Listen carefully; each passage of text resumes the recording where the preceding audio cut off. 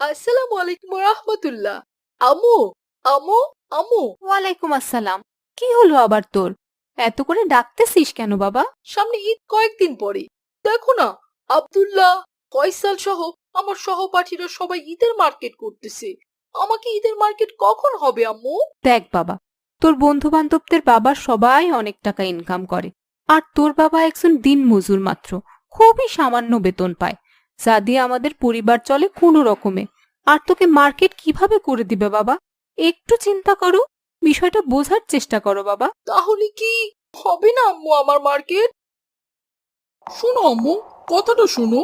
আরে যা, আম্মু চলে গেল, কথাই আর বলারই সুযোগ দিল না। আসসালামু আলাইকুম রাহমাতুল্লাহ। ওয়ালাইকুম আসসালাম। তোমরা কেমন আছো সবাই? জি, আলহামদুলিল্লাহ ভালো আছি আমরা সবাই।